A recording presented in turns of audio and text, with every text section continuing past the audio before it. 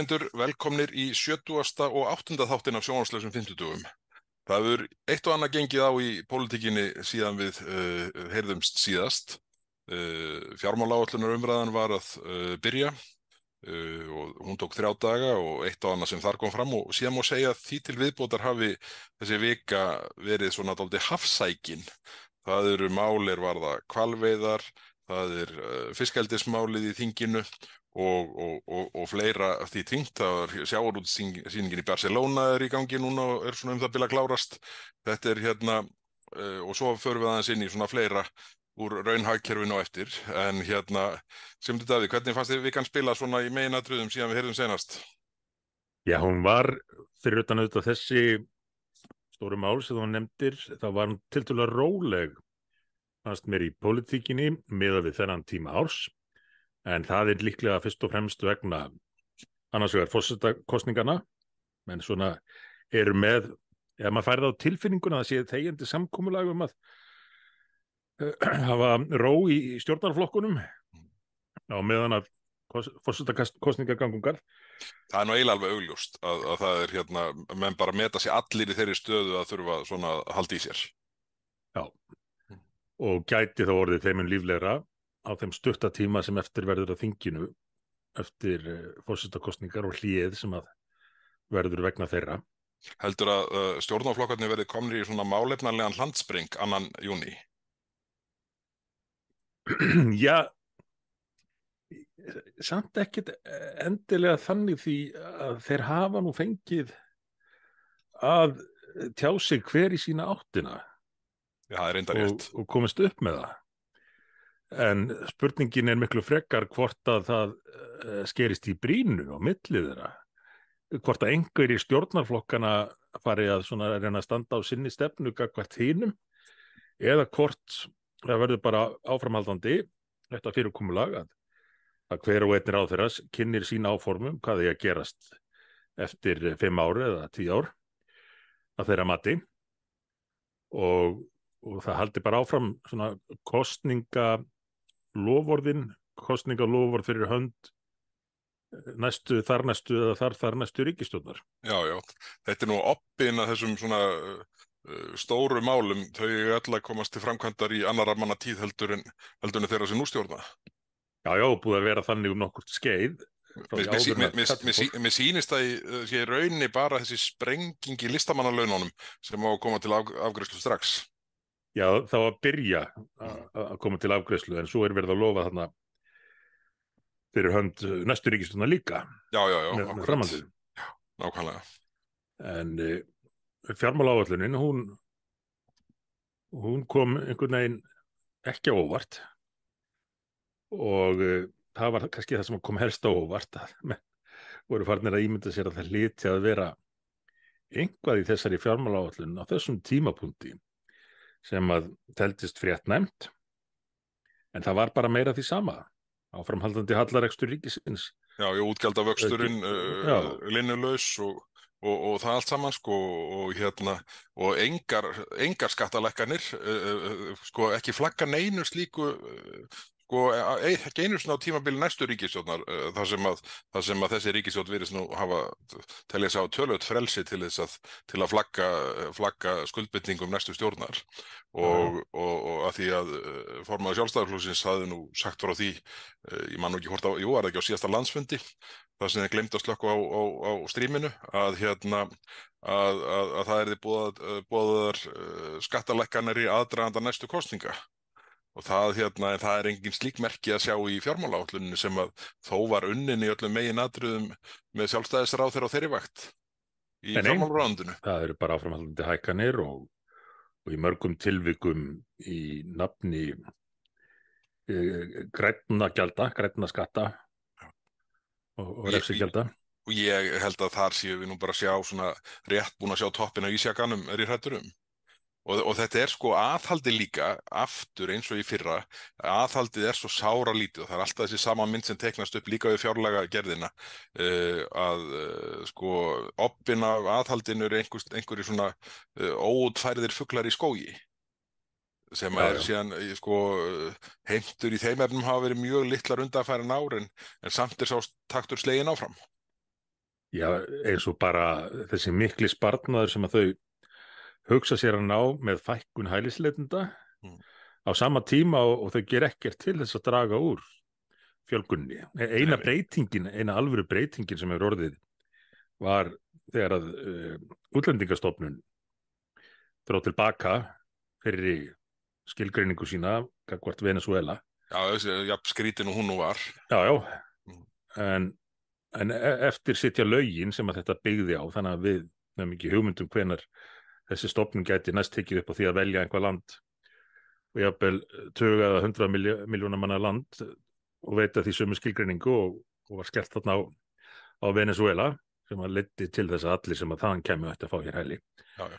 Nú virðist narratífið vera það að sko þau lög, jafn broguð þau eru og voru augljóslega allan tíð sko, þau lög hafi verið sett í svo allt annari stöðu, svo allt að eru umhverfi að það sé nú ég ekki sangjart að gagnrýna hvernig þau eru í laginu. Það getur hver þetta upp eftir öðrum. Já, tóm þvæla sko, því að hérna, það var nú þannig að á þessum tíma, þessi lög eru samþykkt þarna 2016, svona undir sumar og hérna, ég var mikið út í Berlín 2015 og 2016 og þar var verið sko, það var svona sá tími þar sem opnu dyr Merkel voru sem galopnastar og það var bara, maður var þarna í göngutúrum hér og þar svæðin sko og maður sá íþróttahús sem var búið að taka frá hérna grunnskólunum á svæðinu og þetta bara flóðið var linnulaust og þetta var náttúrulega bara takturinn komin að stað og síðan bara ýti þessi lagasetning undir að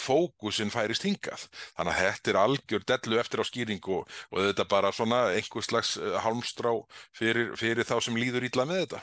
Enda búið að draga fram með hvaða hætti þessu var sko þrýst í gegnum þingið á örskömmum tíma eftir að þú brást þér frá. Já, já, og allt fyrirsjáanlegt. Já, allt fyrirsjáanlegt. Það má ekki líta fram hjá slíku eftir á, því þá halda menn bara áfram að gera mistök, jafnvel þegar þau eru fyrirsjáanleg. Og á þessum tíma... Já, hverju þú byrjar að tala borgarlínuna? Við ætlum ekki að gera það í þessum þætti. Byttu bara til í kemur Landspítalunum og fleiri. Þetta er bara gegnum gangandi, sko. En á þessum tíma sem þú nefndir, þegar þú varst þarna í Þýskalandi og þetta fór alltaf stað, þá eru þessi lög samin og keyrði í gegn við þær aðstæður og samin af miklu leyti aktivistum á þessu sviði í sumum tilvikum með þingmenn sem fulltrúa sína til að koma áherslum sínum á framfæri og var alveg fyrirliggjandi að væru fullkomlega óraunhæf lög sem að myndu leiða til þess sem að þau síðan tóku strax að leiða til. Þau tóku held í gildi að fullu áramótin 16-17 og menn geta bara kíkt á súlurittin og línurittin og séð samhengi þar á milli. Já, með þessu var verið að hverfa frá því sem að hafði verið styrkleiki okkar að vera yfirleitt og eiginlega bara aldrei fyrsti viðkomustaður sem að gerði okkur kleift að meta það bara sjálf hverjum við byggðum til landsins og nýta þau tækifæri sem við höfum sem best til að hjálpa sem flestum. En þetta var að miklu leyti bara tekið úr sambandi og nú er Ísland komið mjög rækilega á kortið í því sem að kalla þeirra asylum shopping þegar menn eru komnir inn á svæðið og fara að leita sér að vænlegasta áfangastaðnum. Já, já. Mér finnst nú líklegt sko að því við höfum nú verið að tala á þeim nótum að það þurfi að bara endurskoða útlendingalöggjöfin í heild sinni. Þessi bútasaumur sem að ríkisstjórnin kemst ekkert áfram með og þá sérstaklega ráðherra Sjálfstæðisflokksins, hann er ekki til þess fallinn að færa stöðuna nógu hratt til betri vegar. En ef að ríkisstjórnin núna teldi sér þurfa að skrifa nýja heildarlöggjöf, hverja ætli þið fengið til verksins? Ég var að hugsa þetta og ætli Sema Erla væri ekki bara á shortlistanum? Hún er örugglega í nefndinni með að við gang þessara mála hjá þeim.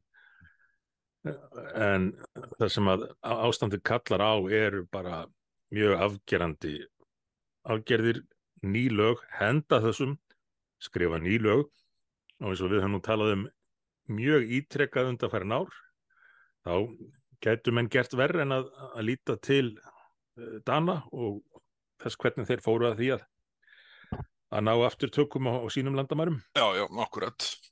En það fleira sko en þessi niðurskurð, eða ekki niðurskurð, þessi væntu, hvað kallað þetta, væntu minni útgjöld í tengslum útlendingamálin sem að birtast í fjármálaáætlun ríkisstjórnarinnar og augljóst að þá eftir að grípa til allar aðgerðina sem þessu muni skila. En það annað sem að svona vakti athygli mína þarna, það þessi áform um töluvert aukna gjaldtöku á akstur og ökutæki. Þarna áform að ná gjaldtöku af akstri og ökutækjum upp í 1,7% af vergri landsframleiðslu sem umtalsverð aukning frá því sem núna og ofan á þetta legg síðan auðvitað virðisaukaskattur eins og framsetningin bara gagnvart undirliggjandi kostnaði. En síðan nefnilega það sem að ég fékk nú bara ekki út úr ráðherrunum þarna í þeim stuttu andsvörum sem okkur eru skömmtuð í þessu samhengi var sko til viðbótar við þetta, og það ekki hægt að skilja öðru, til viðbótar við þetta þá komið þetta þrístök fyrrverandi samgönguráðherra og núverandi fjármálaráðherra, þessi þrefalda gjaldtaka sem snýr að annars vegar gjaldtöku í öllum göngum, nýjum og gömlum, öllum samvinnuverkefnunum sem er búið sérstök löggjöf og síðan tafagjöldin í Reykjavík út af borgarlínunni og samgöngusáttmálanum. Þannig að sko þessi raun skattheimta vegna aksturs og ökutækja, hún verður orðin gríðarlega há þegar þetta leggst allt saman.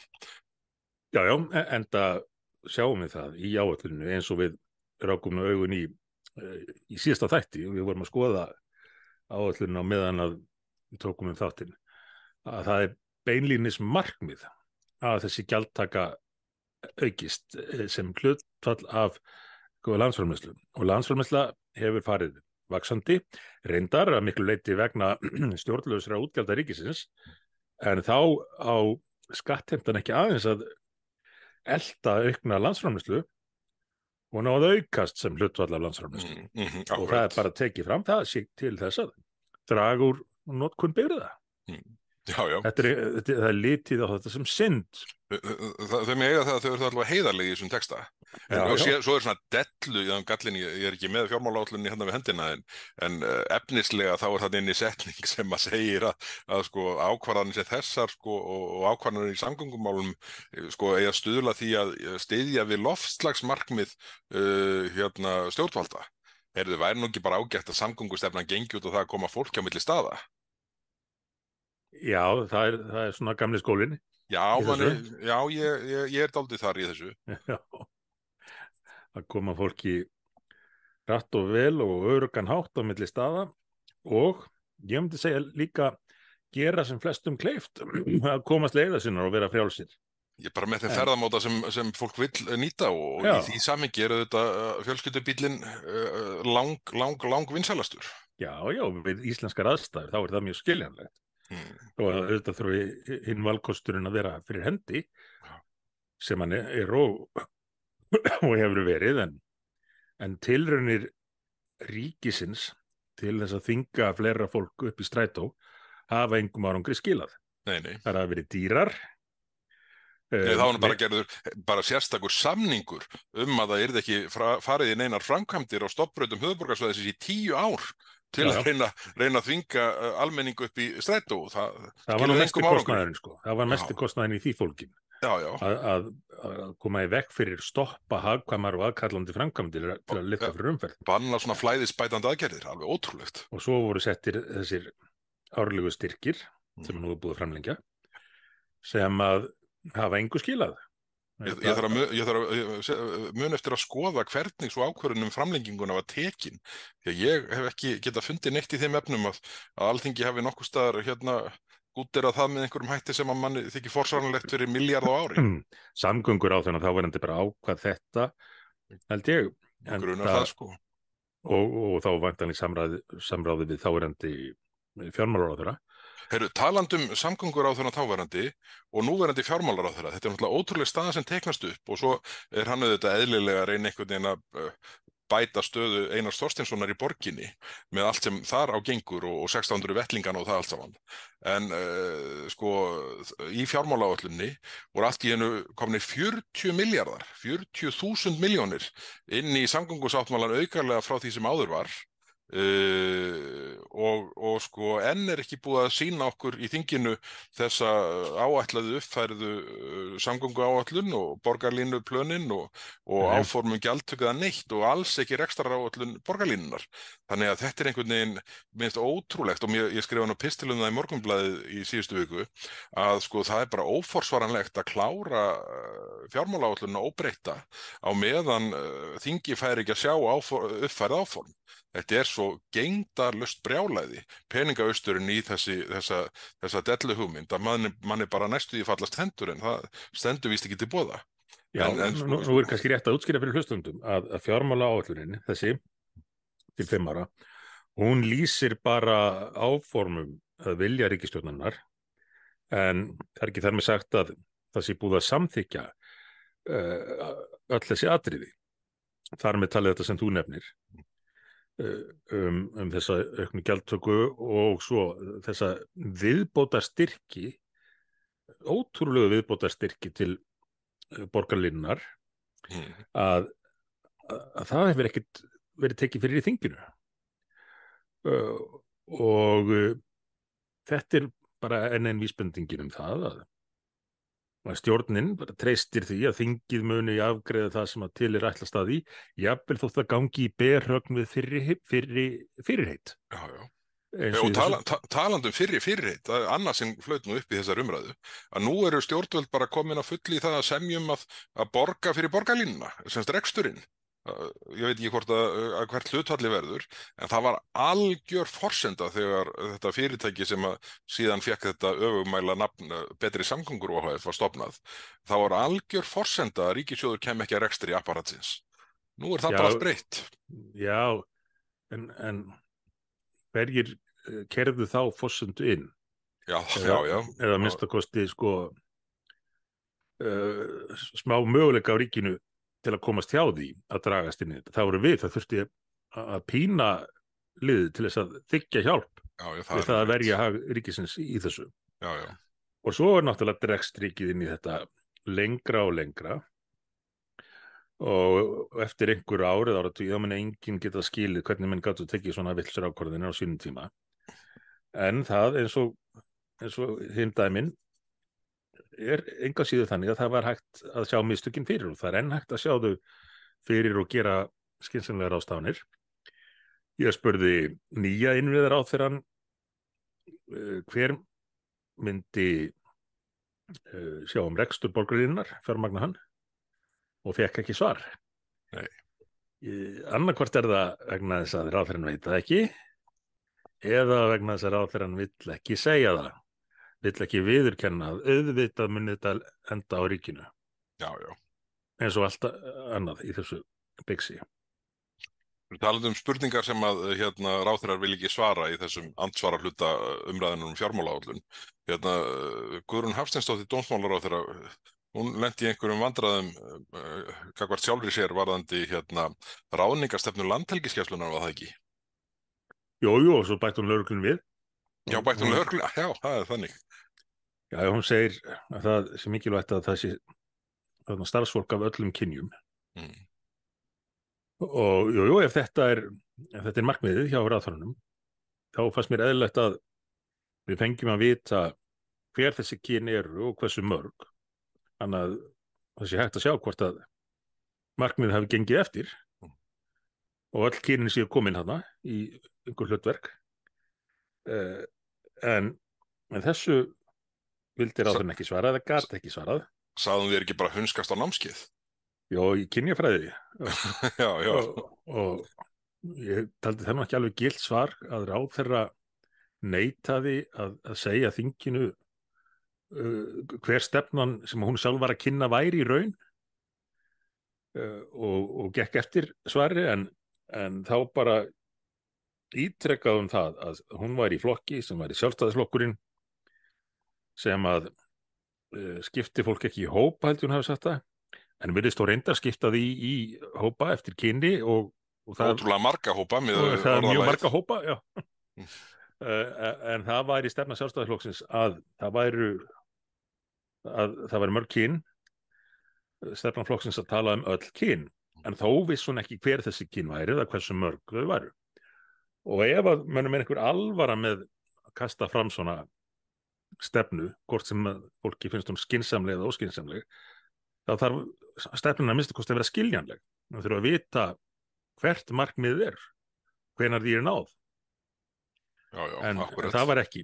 En þetta bara innihaldslaust tal til þess að svona minna á hversu vók flokkurinn orðinn. Já. Herru, ég fór í andsvar við Lilju Dögg Alfreðsdóttur, viðskipt- og menningarmálaráðherra, þegar hún var að mæla fyrir sínum útgjalda áformum næstu 5 árin, eða síns ráðuneytis. Og spurði út í Ríkisútvarpið og svona tekjuþróun þar og nú Ríkisútvarpið að slá í 9 milljarða í heildartekjur. Þetta er ótrúlega tölur samanborið við klafsið sem að einkareknum miðlarnir standi í dagana langa. En við þurfum bara að muna eftir því að Lilja Dögg og bara ágætt hjá henni, hún bara kallaði eftir tillögum Miðflokksins í þessum efnum og við formum þær nú ágætlega fyrir 2-3 árum síðan og við þurfum bara að senda ráðherranum þær innpakkaðar og hún að innleiða þær, því að þar eru þetta svörin sem að við þeim vandamálum sem að við blasa. Já. Og enn og aftur komum við að máli sem að svörin eru til en ríkisstjórnin eða ráðherrarnir ekki að nálgast málið út frá innihaldinu, heldur bara einhver umbúðamennsku. Ég meina, manstu umræðuna með fjölmiðlastyrkina. Við erum nú komnir með þessar leiðir okkar og þar leið nú sumum stjórnarliðum hálf illa með þetta fyrirkomulag, sumum ég vel mjög illa. Já, það er bara líkamleg einkenni sem birtust í pontu á köflum. Já, að setja fjölmiðlana alla á ríkistyrk, ríkisvæða fjölmiðlana frekar en að fara þær leiðir sem við til dæmis höfum talað fyrir, að veita þeim skattalega hvata og gera fólki kleift að styðja við fleiri fjölmiðla en einn. Já, ráðst á útvarpsgjaldina hluta sjálft. Já. En þá fylgdi sögunni að þetta væri bara einskiptisaðgerð. Það þyrfti að vera algjörlega á hreinu. Þetta er bara í eitt skipti, svo komum við með almennilegt fyrirkomulag. Minnir að Óli Björn Kárason, vinnur okkar, hafi haldið mjög góða atkvæðaskýringu í þessa veruna, en svo hefur bara ekki verið, svo bara er þetta árlegt aflátsbréf. Og þá bara festist þetta svona eins og allt hitt. Allt sem að þau kynna sinn tímabundið verður varanlegt. Já. Það er nú málið, sko. Heyrðu, en við skulum láta setja punktinn aftan við fjármálaáætlunina og það var nú eftir að koma meir upp því að önnur umræðan er eftir og það er nú eitt og annað sem flýtur upp í nefndarvinnunni sem er í gangi núna.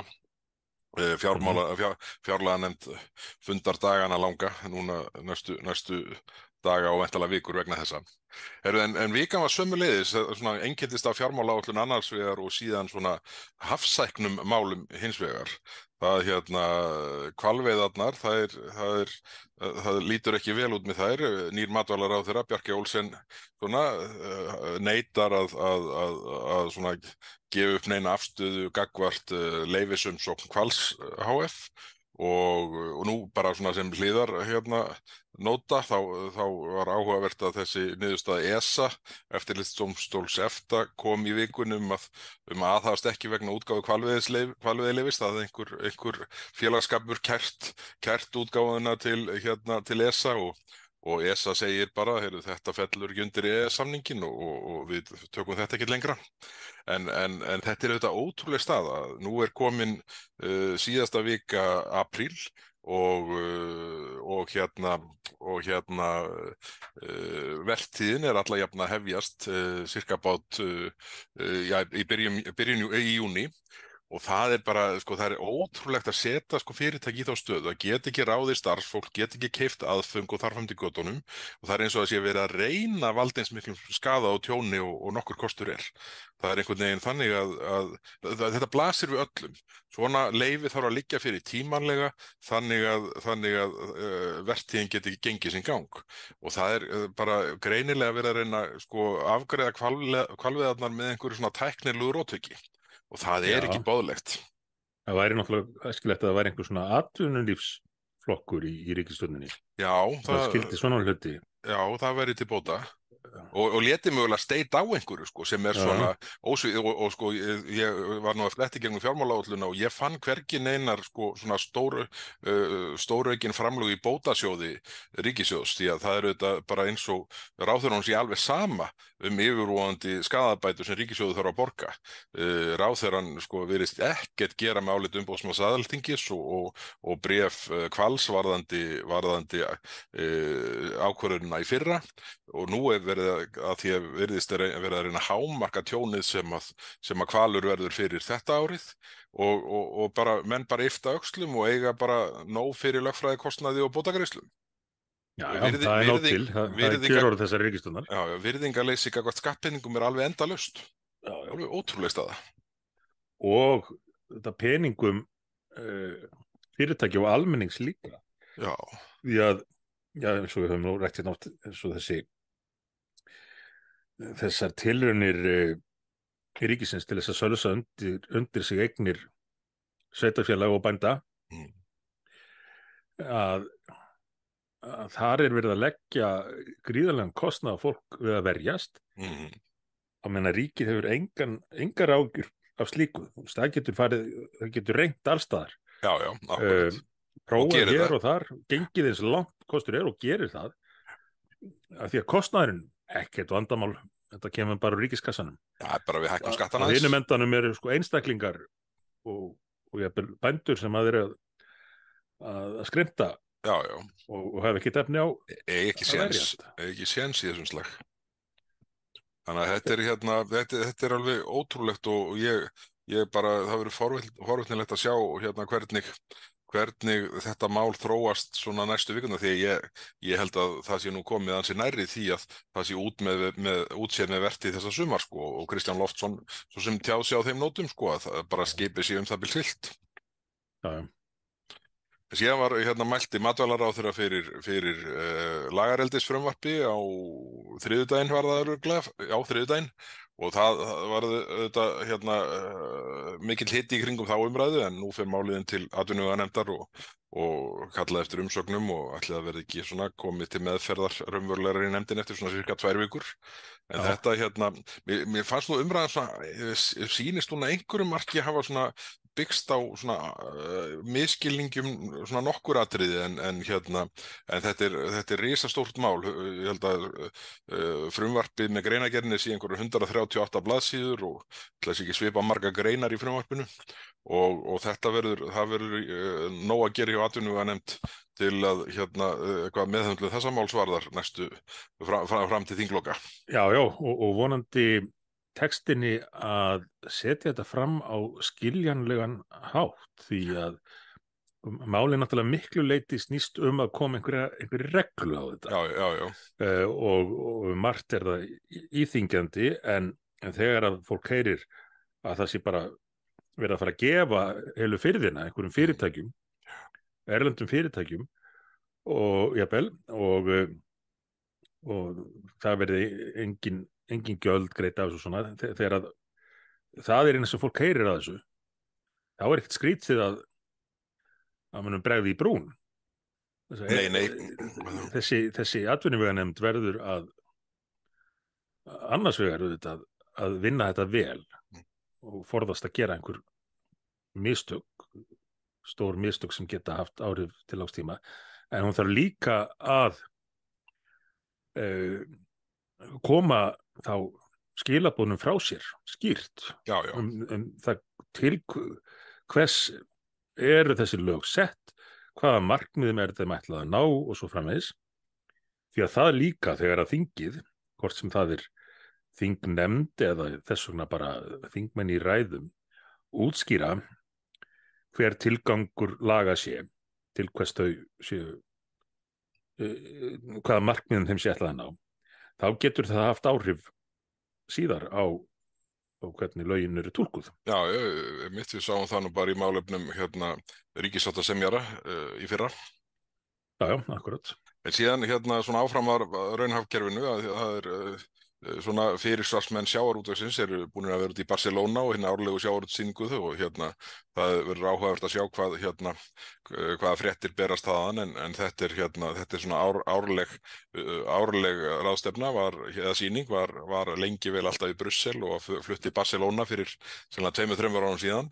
Og þetta mér þykir alltaf svona vanta upp á hvað umræðan sjávarútveg varðar, bara umræðum mikilvægi þess að sjávarútvegurinn sé vel rekinn og skili góðri arðsemi margar hluta vegna.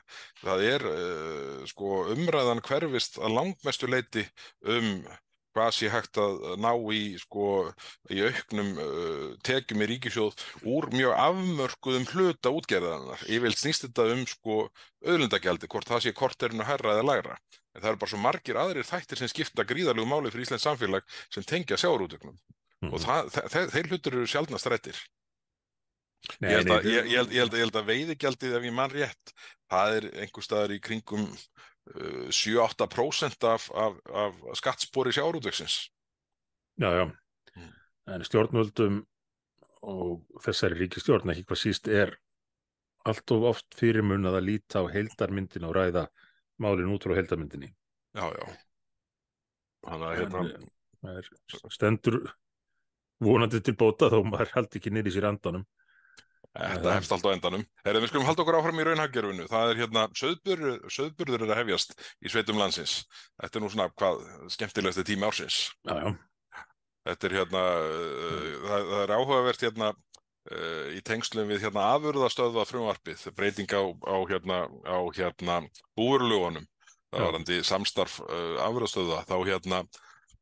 Á síðasta degi sínum sem ráðherra matvæla sendi Svandís Svavarsdóttir mikið reiðibréf til atvinnuveganefndar út af þessu máli og í atvinnuveganefnd og hluti af þeim meirihluta sem hana myndaði þessu máli var Bjarkey nokkur Olsen.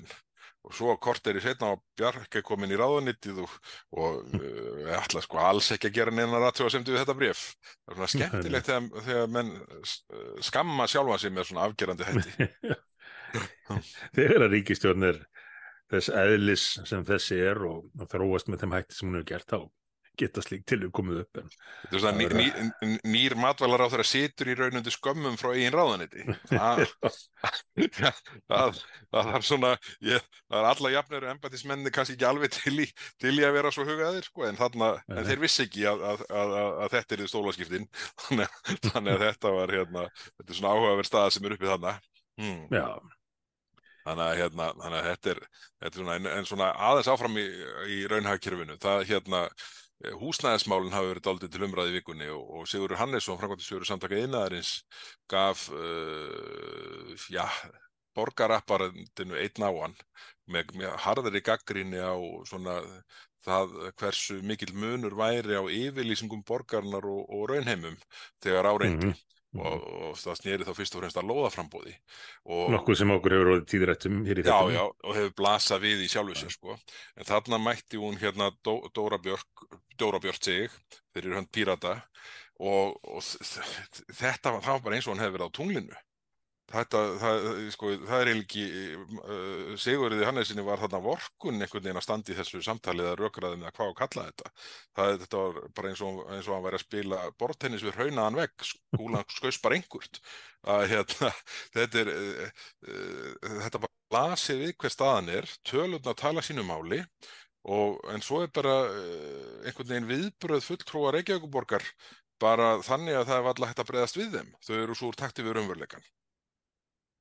Já.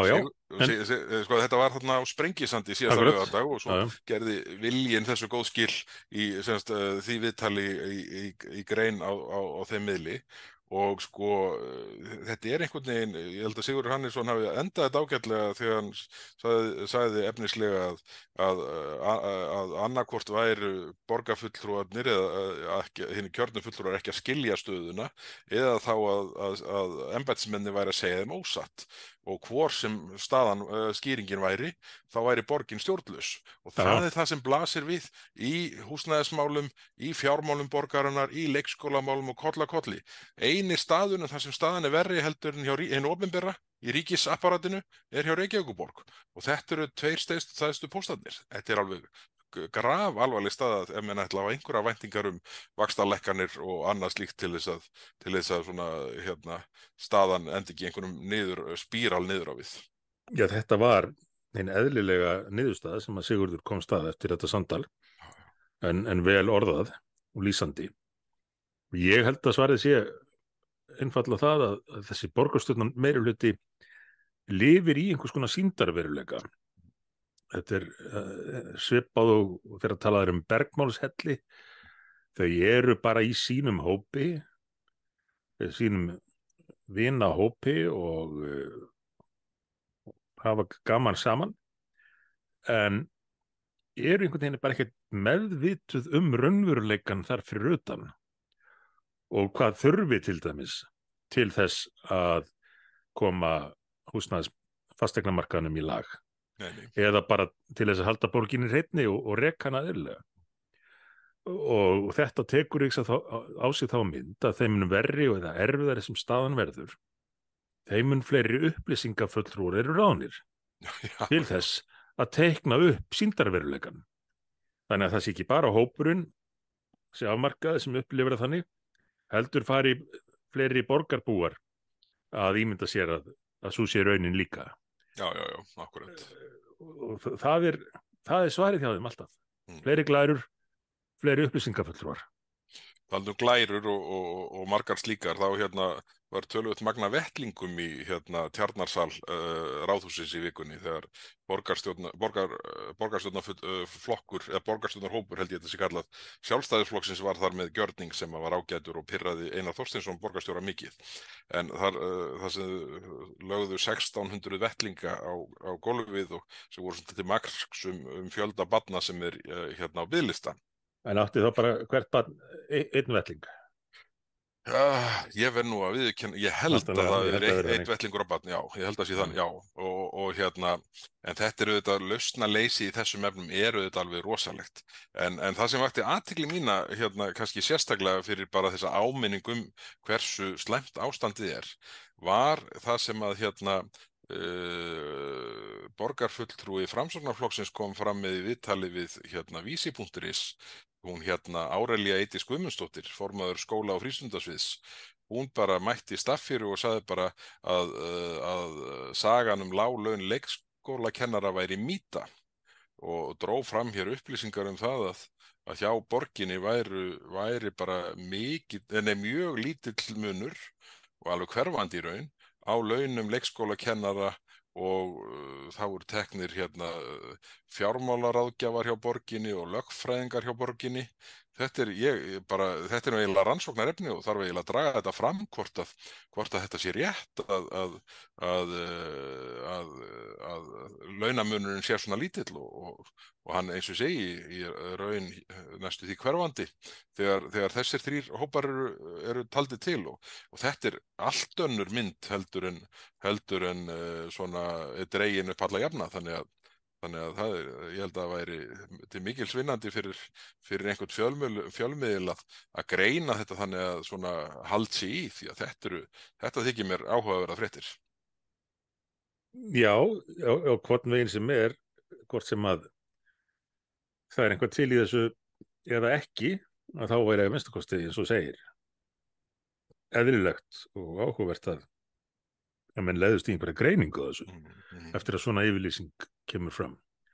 En ég sá að einhverjir fulltrúar leikskólakennara voru ekki ánægðir með þennan gjörning. Mér fannst nú gjörningurinn dálítið sérstakur en látum það liggja á milli hluta. En ástæðan fyrir því að þessi fulltrúar leikskólakennara voru ekki sáttir við þetta var svo að þeir teldu að með þessu hvernig orður þetta, þeir í rauninni fóru í vörn fyrir meirihluta. Þegar þeir höfðu þarna færi á að styrkja stöðu sína gagnvart borginni. Ætli það sé þá bara svona pólitískar Já, skoðanir? maður veltir því fyrir sér. Já, það er svona líklegt, sko. Það er ekki víst að allavega formaðurinn það kemur óvart ef hann hefði kosið Sjálfstæðisflokkinn í síðustu kosningum. Já, það sé nú rétt í þér. En þetta er auðvitað bara einn anginn af ótal mörgum hjá þessari borg, þar sem að allt ber þó að sama brunni, að reksturinn bara einhvern veginn gengur ekki upp hjá þeim. Þau geta ekki útvegað leikskólapláss í samræmi við fyrirheit og skyldu. Þau geta ekki einu sinni þrifið göturnar. Nei. Þetta er bara ekkert að ganga, og þá reynir að menna drepa málum á dreif. Já. En staðan í borginni er ekki síður en í landsmálum áminning mikilvægi þess að menn ræði innihaldið og alvöru pólitík ef að þeir vilja raunverulega ná fram einhverjum breytingum. Já. Heyrðu, en að því við erum nú í börnunum og leikskólamálunum, þá langar mig að nefna eitt atriði til, svona, og því við erum búin að vera í raunhagkerfinu og barnatengdum málum, þá það opnast aldrei umræðum það í vikunni að það gangi illa að fá ung börn til að mæta í bólusetningar, eða réttar sagt foreldra til að mæta með börnin sín. Og ég sá að Kári Stefánsson var í viðtali á Stöð 2 vegna þessa, og það hefur verið svona töluvert marga fréttir þar sem og þetta kemur upp í væntanlega framhalda fréttum af fjölgun tilfella af kíghósta, mistlingum, berklum og þar fram eftir götunum. Sko, mér hefur þótt umræðan sem ég hef séð, að minnsta kosti, snúast allt of mikið býtu hvernig geta foreldrarnir verið svona kæruleysir og vittlausir og vonlausir að vera ekki jafn áhugasamir og áður bólusetningar, en minna hvaða til dæmis áhrif svo brjálæðis aðgerð í COVID-tímabilinu að þvinga öll börn sem engin hætta stafaði af farsóttinni til að fara og láta bólusetja sig með mjög lítt könnuðu lyfi. Það er auðvitað eitthvað sem hefur áhrif til lengri tíma og menn er örugglega ekki búin að bíta úr nálinni með slíkt, og síðan velti maður fyrir sig hvort að hluti af þessu gæti verið hugsanlega breytt samsetning þjóðarinnar, hvort að það sé mismunandi mæting í bólusetningar eftir hvert upprunaland fólks er, en svona upplýsingar finnst mér skipta máli til að við í pólitíkinni getum tekið einhverja vitrænu afstöðu til þess sem fyrir liggur. Já, ég myndi halda að þetta væri hvort tveggja, en kannski ekki síður seinna atriði sem hann nefndir. Efasemdir bólusetningu almennt hafa aukist, ég held að sé alveg óhætt að fullyrða það, eftir COVID-tíman, eftir að fólk upplifði að því hefði kannski ekki alveg verið sagt 100% rétt frá áhrif bóluefnina þá, svo kallara bóluefna, því að þau eru eðlis ólíknum hefðbundnu bóluefnum, og það hefði verið æskilegra að gera grein fyrir því strax í stað þess að nýta það traust sem að hefðbundin bóluefni voru búin að ávinna sér og heimfæra það alveg yfir á þessi nýju, sem nú hefur þá leitt til aukina efasemda raunverulega hefðbundnu bóluefnin sem að eru svo mikilvæg og hafa bjargað ótal mannslifum, og mikilvægt að fólk haldi áfram að nýta þau. En svo er það hitt að það er náttúrulega allt í einu mjög umtalsverður hluti þeirra sem hér búa, útlendingar sem að annarkvort hafa aðrar skoðanir á þessum málum, ekki fengið sömu menntun þetta, eða eru einfaldlega ekki meðvitaður þetta, er ekki þáttakendur í samfélaginu hér, heldur í sínum eigin hópum. Og þetta er þetta gerast á fleiri sviðum en heilbrigðissviðinu eða varandi bólusetningarnar. Kennari í Breiðholtinu, Eðvarð Hilmarsson, held ég hann heiti, Já, já, skrifaði mjög áhugaverða grein á vísundi fyrirsögninni Breiðholt brennur og sagði frá, lýsti stöðunni í skóla þar sem að 90% nemendana hafa ekki íslensku móðmáli. Þetta er náttúrulega óviðráðanlegt ástand og þetta svona kveikti aðeins umræðan Breiðholt. Maður hefur verandi úr Breiðholtinu, þetta fylgst með þróunni þarna í efra Breiðholti, reyndar ekki hvað síst, og ég sé ekki þaðan, en þróunin hefur verið svo að borgin og ríkisvaldið hafa leyft þessu hverfi, efra Breiðholtinu sérstaklega, að þróast yfir í það að vera ekki lengur íslenskt hverfi. Það er ekki orðin raunin en menn sjá í hvað stefnir ef að börnin eru að langmestu leyti af erlendum uppruna. Brynjar Karl Sigurðsson sem er körfubolta þjálfari, hann var í viðtali í Vísi í dag, held ég að verið, að fjalla hvernig Breiðholtið hefði verið vanrækt og hvernig mál var að þróast þar. Þetta er eitt af þessum risamálum sem varðar grundvallar breytingu á samfélaginu til allra framtíðar sem að við ættum að vera að ræða og hefðum átt að ræða miklu meira og miklu fyrr, stjórnmálamenn, fjölmiðlar, samfélagið allt, en menn hafa veigrað sér við að tala af ótta við einhvers konar stimpla eða ásakanir, og þá bara gerist þetta á meðan að þetta þróast svona, og við þekkjum dæmin frá Svíþjóð, afleiðingarnar þar af því að heilu hverfin hafi hætt að vera hluti af víðara samfélaginu í rauninni, og við getum ekki haldið áfram að líta fram hjá þessu. Þetta er risastórt mál sem að þarf að ræða og bregðast við.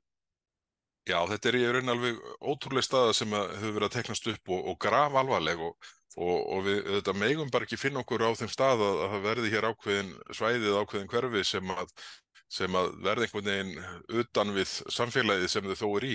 Svona dálítið eins og menn hafa fundið sig út í Svíþjóð, þar sem eru hverfi hér og þar sem að eru orðin í raun utan hins almenna samfélag sem þar er allt liggjandi.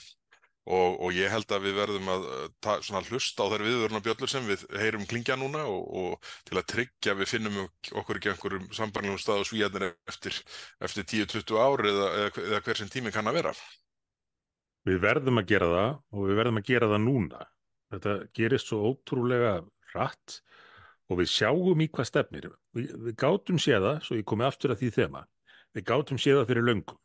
En þá var talað hræðslu áróður og það væri verið að draga upp einhverja kolranga mynd. Svo gekk það allt eftir, það sem að menn óttuðust.